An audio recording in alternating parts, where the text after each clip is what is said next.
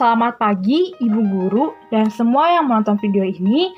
Izin memperkenalkan diri, nama saya Sasawandika Sintara Triani dari kelas 10 IPA 1, nomor absen 34 SMA Negeri 5 Tambun Selatan. Saya membuat video ini untuk memenuhi tugas bahasa Indonesia, yakni keteladanan tokoh. Saya memilih salah seorang tokoh wanita yang amat gigih dalam memperjuangkan hak perempuan, di samping R.A. Kartini dan juga Dewi Sartika, yakni Malala Yousafzai, seorang politisi asal Pakistan. Dan yang lebih penting lagi, dia adalah wanita. Mengapa saya memilih Malala Yousafzai sebagai tokoh yang paling saya kagumi dan paling saya ingin teladani? Karena Malala Yousafzai adalah wanita yang hebat. Lebih spesifik, kenapa dia dikatakan sebagai wanita yang hebat? Menurut saya, Malala Yousafzai adalah wanita yang berani speak up, yang berani berbicara kepada dunia luar. Karena telah terjadi suatu ketidakadilan di lembah Swat di daerah Pakistan. Di sana, di bawah pemerintahan Taliban, gadis-gadis perempuan tidak diperbolehkan untuk menuntut ilmu, untuk bersekolah di sana. Dia adalah bukan satu-satunya, tapi dia paling tidak punya keberanian, dia punya ide baru, dia ingin membuat satu gebrakan bahwa dia itu ingin perempuan di sana bisa menuntut ilmu yang sama seperti yang laki-laki di sana lakukan. Mereka bersekolah, menuntut ilmu di sana. Dia bukan orang yang malu-malu, karena dia tidak tanggung-tanggung. Berbicara di depan media seperti di TV dan di koran-koran. Dia berbicara seperti ini. Berani-beraninya Taliban merampas hak saya atas pendidikan. Tidak hanya di media lokal saja, namun dia bahkan berpidato di sidang PBB.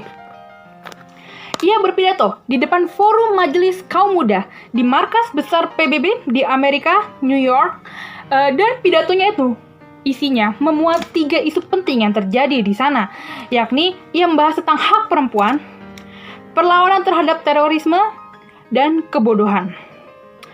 Kemudian, PBB setelah itu mendeklarasikan bahwa hari di mana Malala Yousafzai tersebut berpidato merupakan Hari Malala.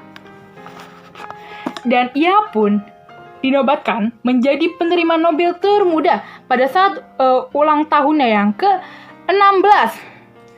Itu dia mendapatkan Nobel termuda. Itulah yang menjadi alasan utama saya mengapa saya sangat mengagumi dirinya. Padahal usianya baru 16 tahun.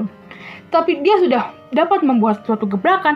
Dia bisa menginfluence sekitarnya, bisa memengaruhi orang-orang di sekitarnya bahwa di sini tuh nggak adil loh. Dan dia bisa mengajak banyak orang untuk peduli terhadap hak perempuan. Dan pada akhirnya dia pun menjadi seorang yang paling berpengaruh di Pakistan. Saya memilih Malala Yousafzai sebagai tokoh yang paling ingin saya teladani karena dia memiliki jasa, kemudian dia memiliki keberanian. Bukan berarti di sini berani itu dalam konteks yang negatif, namun yang positif. Dia mau ngomong kalau misalnya ada kesalahan, ini nggak benar Taliban ini. Dan saya juga ingin seperti dia. Ketika ada yang mengalami ketidakadilan di masyarakat ini, saya harap ketika saya sudah bisa untuk mengikuti jalannya, saya akan berani ngomong kepada pemerintah bahwa ini tidak benar seperti ini. Bukannya diam saja, melainkan harus bisa mengkritik. Dan juga dari kisah Malala Yousafzai, beliau mengajarkan saya untuk lebih peduli terhadap orang lain di sekitar saya. Karena kita tidak hanya hidup sendiri.